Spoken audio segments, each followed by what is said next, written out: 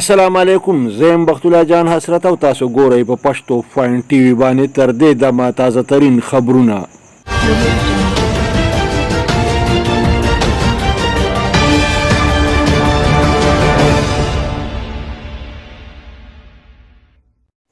راځئ چې وګورو اول سر خبرونه.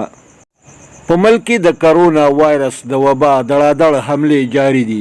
د مریضانو شمیره یو کم 10,328 ته او د مړو شمیره 641 ته ورسېده. بلې خواته د اسلامي جمهوریت پاکستان وزیر اعظم په دې حالاتو باندې سخت فکرمند دی. عوامي نیشنل پارټي د ورسیز پاکستانیانو په حالت باندې غمجنه ده. د انجمن دکانداران شیرګړ د لاک ډاون په حواله باندې هنګامي اجلاس وشو.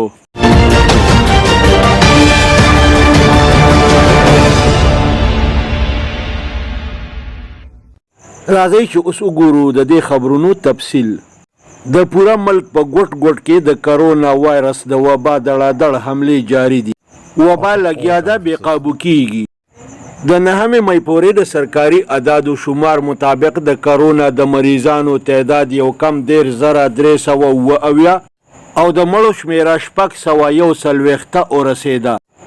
دغه شان په خیبر پښتونخوا کې د مریضانو شمیره 4,509 او د مړو شمیره 240 ته ورسېده. پنجاب کې وکم 12,000 او وکم 200، په سند کې 10,201 او 180، په بلوچستان کې 1380 او 40، په ګلګت بلتستان کې 413 او 4، په آزاد جموں کشمیر کې یو کم 80 او دغه شان په وفاقي دارالخلافه اسلام آباد کې د مریضانو شمیره 609 او د مړو شمیره 4 ته ورسېده.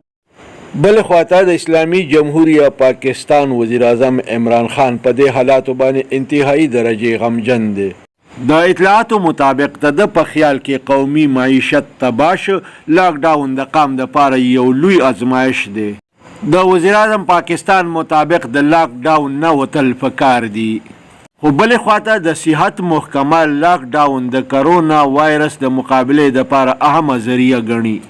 عوامي نیشنل پارټي د ورسیز پاکستانیانو په حواله باندې ډیره زیاته فکرمنده ښکاري. د عوامي نیشنل پارټي صوبایي جنرال سیکرټري سردار حسین بابک په دې حواله باندې وایي ورسیز پاکستانیان د کرونا وایرس په حواله باندې د شدیدو مشکلاتو سره مخ دي.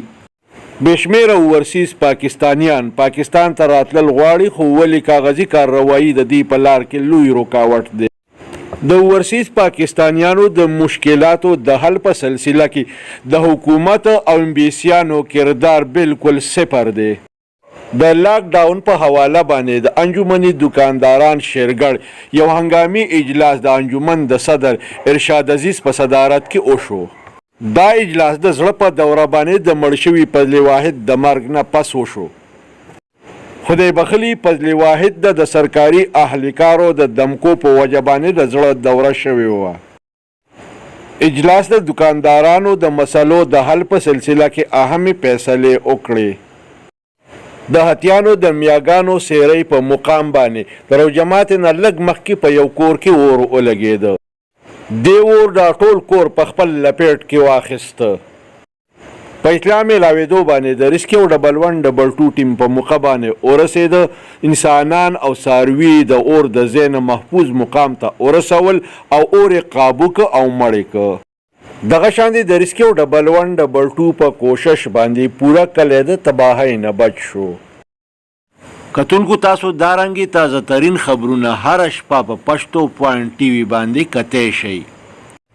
کتونکو پښتو پوینټ ټي وي سبسکرایب کئ او دارنګې تازه ترین خبرونه کتل خپل معمول جوړ کئ. د لوی الله په امان.